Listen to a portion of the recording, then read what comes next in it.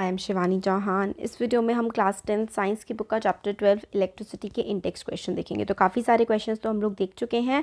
अब हम page number 209 का क्वेश्चन 3 से स्टार्ट करते हैं। तो क्वेश्चन 3 में कहा गया है, let the resistance of a electrical component remains constant while the potential difference across the two ends of the component decreases to half of its former value, what change will occur in the current through it.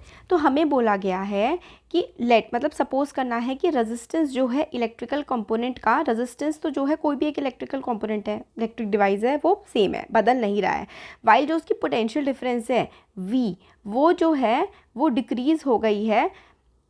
देखो क्या है, potential difference across the two ends of the component decreases to half of its former value. जैसे कि अगर suppose करो पहले v थी तो अब जा करके वो v/2 हो गई है, हाफ हो गई है। तो करंट क्या होगा, तो ओम्स लॉ के अकॉर्डिंग जो होता है I is equals to V/R होता है ओम्स लॉ के अकॉर्डिंग, और I जो है वो डायरेक्टली प्रोपोर्शनल होता है V के। तो अगर V आधा हो जाएगा ना तो करंट भी आधा हो जाएगा, क्योंकि I is directly proportional to V होता है। If the potential difference is decrease to half the original value keeping the resistance constant, तो current through the electric component also decrease to half to its original value. तो potential difference और current जो है वो directly proportional होते हैं, इसलिए अगर पोटेंशियल डिफरेंस हाफ हो जाएगी तो करंट भी हमारा हाफ हो जाएगा। नेक्स्ट क्वेश्चन है, why are the coils of electric toaster and electric irons made of an alloy rather than pure metal. तो जो इलेक्ट्रिक टोस्टर होता है, जैसे टोस्ट बनते हैं या फिर जो वो होती है प्रेस होती है, वो अलॉय की क्यों बनता है, यानी कि मिक्सचर ऑफ मेटल्स की क्यों बनते हैं, प्योर मेटल का क्यों नहीं बनता। तो आंसर है, resistivity of an alloy is generally higher than that of its constituent metal. तो जो आर होता है, ये जो रो होती है ना, रेजिस्टिविटी हायर होती है अलॉय की मेटल से। Alloy does not oxidise burn easily at high temperature. Alloy जो होते हैं वो इजीली बर्न भी नहीं होते, जलते नहीं है, मतलब डिस्ट्रॉय नहीं होते। For this reason they are commonly used in electrical heating device like electric iron toaster. This question is very very important, ये एग्जाम में बहुत ज़्यादा आता है, आपके भी आ सकता है कि भाई प्योर मेटल का इस्तेमाल क्यों नहीं करते हैं और अलॉयज़ का इस्तेमाल क्यों करते हैं। अलॉय के बारे में हमने चैप्टर 3 जो है उसमें पढ़ा है, हमारी बुक का है ना केमिस्ट्री वाला। अलॉय जो है कई मेटल्स का मिक्सचर होता है, उसका जो टेम्परेचर होता है वो हाई टेम्परेचर पर भी जो है सही से काम कर पाता है, ऑक्सीडाइज नहीं होता, बर्नआउट नहीं होता, इसलिए हम इसका इस्तेमाल करते हैं। अब टेबल 12.2 में डेटा गिवन है, उसके अकॉर्डिंग हमें आंसर करना है। तो इलेक्ट्रिकल रेजिस्टिविटी दे रखी है कुछ सब्सटेंस की 20 डिग्री सेल्सियस पर, तो कुछ कंडक्टर्स की इलेक्ट्रिकल रेजिस्टिविटी, अलॉयज़ की, इंसुलेटर्स की दे रखी है। Which among iron and mercury is a better conductor.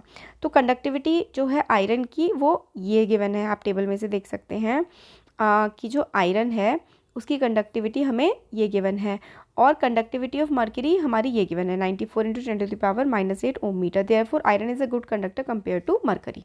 तो आयरन जो है वो मर्क्यूरी से अच्छा कंडक्टर है। नेक्स्ट है, which material is the best conductor. तो इस टेबल में अगर हम देखें तो सिल्वर जो है वो बेस्ट कंडक्टर होता है as compare to other metal. Silver is a very good conductor, but हम लोग इस्तेमाल क्यों नहीं करते सिल्वर का, क्योंकि वो महंगा होता है। कॉपर वगैरह का हम इस्तेमाल करते हैं क्योंकि वो सस्ता होता है। तो इस टेबल के अकॉर्डिंग अगर हम लोग देखें तो सिल्वर जो है वो सबसे अच्छा कंडक्टर है। ये देखो यहाँ पर है ना, 1.6 × 10⁻⁸। इस टेबल के अकॉर्डिंग अगर हम देखें तो सबसे अच्छा जो कंडक्टर है वो सिल्वर है, क्योंकि सिल्वर की रेजिस्टिविटी सबसे ज़्यादा कम है। जिसकी सबसे ज़्यादा कम रेजिस्टिविटी होगी वही सबसे अच्छा कंडक्टर होगा, सबसे ज़्यादा कम रेजिस्टेंस देगा ना वो करंट को। पेज नंबर 213 पर क्वेश्चन है। देखो, स्कीमेटिक डायग्राम हम लोगों को दिया गया है, और सॉरी हमें बनाना है। Draw schematic diagram of a circuit consisting of a battery of 3 cells of 2 volt each. मतलब जो वोल्ट है बैटरी की वो तो 2 वोल्ट है। 5 ओम का रजिस्टर लगा हुआ है, आर जो लगा हुआ है वो लगा हुआ है 5 ओम का, और एक लगा हुआ है हमारा यहाँ पर 8 ओम का, और एक लगा हुआ है हमारा 12 ओम का। ठीक है, and plug a key all connected to a series. ठीक है, तो हम ये सारे के सारे हम लोगों ने कनेक्ट किया, तो ये सीरीज़ में सारे के सारे हमारे ऐसे करके कनेक्ट हो जाते हैं। और इसका जो 6 वोल्ट का है करंट पास हो रहा है, की है, और 3 रजिस्टर्स हैं।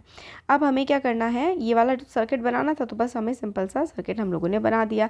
सीरीज़ में कनेक्शन होता है, मतलब कि ऐसे ऐसे करके सीधी लाइन होती है, फिर उसके बाद यहाँ पे वोल्ट्स होते हैं, फिर इधर ऐसे की होती है, करंट फ्लो हो रहा है। तो यहाँ पर ये जो सर्किट आप लोगों के सामने बना रखा है यही हमें बनाने को बोला था। नेक्स्ट है, फिर उसके बाद क्वेश्चन 1 में जो सर्किट है उसको फिर से बनाना है और उसमें हमें एक एमीटर भी लगा देना है। एमीटर का काम होता है करंट को मेजर करना। Putting in an ammeter to measure the current through the resistors and volt meter to measure the potential difference across the 12 ohm resistor. तो रजिस्टर जो है 12 ओम का है, उसको जो 12 ओम वाला रजिस्टर है इस वाले में आप एक वोल्ट मीटर लगा देंगे और इसके पास ही आप एमीटर लगा देंगे। यही है ताकि रीडिंग्स ली जा सके। तो 12 ओम वाला जो रजिस्टर है इसके साथ हम लोगों को एक वोल्ट मीटर लगा देना है और एक हमें एमीटर लगा देना है, ठीक है। तो इस तरीके से लग जाएगा, ये फिगर बन जाएगी। फिर उसके बाद हमें what would be the readings निकालनी है, तो हमें क्या करना पड़ेगा, कैलकुलेशंस करनी पड़ेंगी।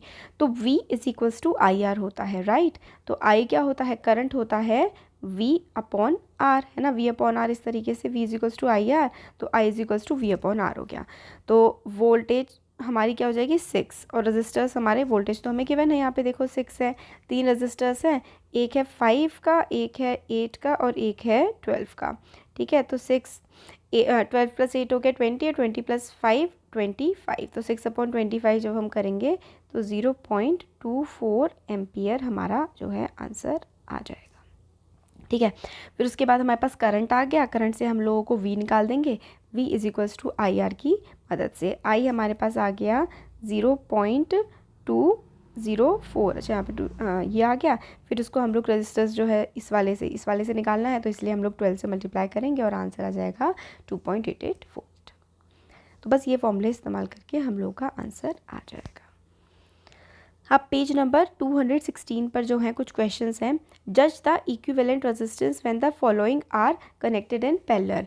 तो ये जो है, ये ए वाला है, ये पैरेलल में कनेक्ट है, फिर ये वाला बी वाला, जो अगर ये पैरेलल में कनेक्टेड है तो हम लोग को क्या निकालना है, रेजिस्टेंस निकालना है। पैरेलल में कनेक्ट है तो होते हैं, तो फॉर्मूला जो बनता है वो इस तरीके से बनता है, ठीक है। देखो ये 2 हैं, तो ए वाला आप ऐसे करोगे, नीचे प्लस कर देंगे इन दोनों को 1 और 10⁶, यानी कि 1 प्लस 10⁶ रखेंगे, और ऊपर वाला जो है इन्हीं दोनों को हम ऊपर मल्टीप्लाई कर देंगे। ये होता है फॉर्मूला। रेजिस्टेंस अगर पैरेलल में है तो जो है R1 into R2 upon R1 plus R2, ठीक है। तो इधर R1 जो है वो 1 ओम है और R2 जो है वो 10⁶ ओम है, राइट। तो इनको नीचे इन दोनों को ऐड कर देंगे और ऊपर इन दोनों को कर देंगे हम लोग मल्टीप्लाई, 1 इंटू 10⁶, ठीक है। तो 1 इंटू 10⁶ जो होगा वो 10⁶ हो जाएगा, और नीचे 1 प्लस 10⁶, तो रफली 10⁶ ही आएगा। 10⁶ है अगर, तो उसका क्या मतलब हो गया, तो वो बहुत बड़ा नंबर है, उसमें आप 1 ऐड करेंगे तो रफली वही रहेगा, इन दोनों को काट देंगे तो हमारा आंसर 1 ओम ही आ जाएगा। क्यों, क्योंकि 1 आप ऐड कर देंगे तो ज़्यादा कुछ अंतर नहीं पड़ेगा, इसलिए हमारा जो है आंसर 1 ओम ही आ जाएगा। फिर नेक्स्ट है 1 10⁻³ 10⁻6। तो इसमें देखो 3 है, तो हम लोग क्या करेंगे, पैरेलल के लिए तीनों को 1 अपॉन, ठीक है, 1 था तो 1/1 आ जाएगा, प्लस 10⁻³ था अपॉन 1/10⁻³ आ जाएगा, और 1/10⁻6 आ जाएगा। इन सब का एलसीएम लेंगे तो क्या आ जाएगा, नीचे 10⁻6 आ जाएगा एलसीएम लेके, इधर क्या आ जाएगा, इधर 10⁻6 आ जाएगा, इधर इसके ऊपर क्या आ जाएगा 10⁻³ आ जाएगा, और इधर तो 1 ही रहेगा। तो 10⁻6 और 10⁻³ क्या हो जाएगा, और इसमें हम लोग 1 को भी ऐड कर रहे हैं, तो रफली 6 7 8 9, बेसिकली 10⁻9 हमारे पास आ जाएगा और प्लस का 1 आ जाएगा, और इधर नीचे 10⁻6 आ जाएगा। तो जब हम इसको देखो इस तरीके से हम लोग का ये बनेगा, हाँ, और 10⁻6 6 0 हमारे लग जाएंगे, और इसमें हमारा बेसिकली बस 1 ऐड होगा, तो हमारा 1.00। तो आंसर ना रफली, अगर आप लोग इसको पूरा रफली आंसर निकालोगे ना, तो आंसर अल्टीमेटली 1 ओम ही आएगा। तो from the 2 problems, when very low resistance is connected to the very high resistance, the resistance of the combination will close to the low resistance. तो आप लोग को ये वाली बात जो है इंपॉर्टेंट याद रखनी है, इंपॉर्टेंट बात ये है कि जब हम लोग दो रेजिस्टेंसेस को कनेक्ट करते हैं, एक रेजिस्टेंस है जो बहुत ही कम है, देखो 1 ओम बहुत कम है, 10⁻⁶ बहुत ज़्यादा है, तो जो हमारा आंसर आएगा ना पैरेलल की रेजिस्टेंस का, वो हमारा छोटे वाला का आंसर आएगा। और अगर ये सीरीज़ में होते तो आंसर हमारा ये वाला आता, पैरेलल में है तो हमारा छोटे वाला आंसर है, सीरीज़ में होते तो बड़ा वाला आता। तो इसमें छोटे वाला 1 ओम, इसलिए इसका भी आंसर 1 ओम है और बी वाले का भी आंसर 1 ओम ही आया है। ठीक है, इसी तरीके से होता है ये। नेक्स्ट है question, an electric lamp of 100 ohm, a toaster of resistance 50 ohm and the water filter of resistance 500 ohm are connected in parallel to 250 volt source. ठीक है, तो इस तरीके से ये पैरेलल में तीनों कनेक्टेड हैं। What is the resistance of an electrical iron, तो ये जो है ये इलेक्ट्रिक लैम्प का था। अब इलेक्ट्रिक आयरन का क्या रेजिस्टेंस होगा अगर वो सेम सोर्स से कनेक्टेड है, that takes as much current as well as 3 appliances and what is the current through it. तो मतलब एक आयरन कनेक्टेड है, इतना ही वो करंट ले रही है, हम लोगों को बताना है कि उस आयरन का रेजिस्टेंस हमारा क्या होगा। करंट इतना ही लग रहा है, बस उस आयरन का रेजिस्टेंस हमें निकालना है। इस तरीके से हमारा डायग्राम बन जाएगा। तो जो इसके साथ सेम सोर्स से कनेक्टेड है ना, तो हमेशा पैरेलल में लगता है जब भी सेम सोर्स से कनेक्ट होते हैं। 3 हमारे रेजिस्टेंस है, 100, 50 और 500। तो ये देखो यहाँ पर 100, 50, 500 करके हम लोगों ने निकाल दिया। 1/100, 1/50, 1/500, इन तीनों का एलसीएम ले लेना है और आंसर हमारे पास आ जाएगा 3.125। एलसीएम ले लोगे आप, आंसर आ जाएगा। ठीक है, तो जो फिर उसके बाद net current through all the 3 resistors, current क्या होता है, V = I R होता है। तो R क्या, I क्या होता है, V/R होता है। तो हमारा R आ गया 31.25 और करंट हमारा कितना फ्लो कर रहा था, ये सॉरी हमारा V कितना था 220। ठीक है, तो करंट क्या I हमारा निकालने के लिए V हमारा 220 था, अपॉन R हम लोगों ने निकाल लिया था 220 अपॉन 31.25। जब हम करेंगे डिवाइड तो 7.04 एम्पियर हमारे पास आंसर आ जाएगा। ठीक है, तो सेम करंट रेजिस्टेंस अगर आयरन का भी है तो हमारा 31.25 ओम और करंट जो है 7.04, क्योंकि हमें बोल रखा था ना कि बिल्कुल आयरन का भी सेम है जो हमारे लैम्प का है, तो हम लोग पैरेलल वाले कंडीशन की हेल्प से आंसर निकाल सकते हैं। नेक्स्ट क्वेश्चन है क्वेश्चन नंबर 3।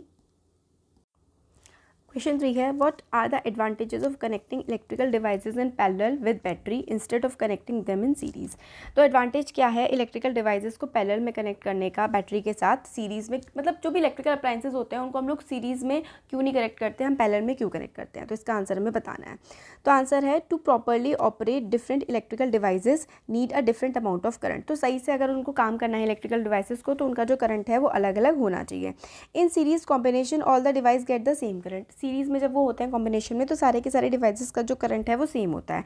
वाइल जब वो पैरेलल में कॉम्बिनेशन में होते हैं तो पोटेंशियल डिफरेंस जो होता है रेजिस्टर्स का वो सेम होता है और करंट जो है वो अलग अलग होता है। तो पोटेंशियल जब हम पैरेलल में कनेक्ट करते हैं ना तो V जो है अलग होता है और I सबका सेम होता है। सीरीज कॉम्बिनेशन में if one device fail circuit breaks and other device stop working. Series में अगर सारे के सारे घर की चीज़ें लगे ना तो अगर कोई एक भी चीज़ खराब हो गई ना तो घर की सारी चीज़ें बंद हो जाएंगी। वेयरएज इन पैरेलल कॉम्बिनेशन और devices are independently connected to mains even if one device fail other continue to work.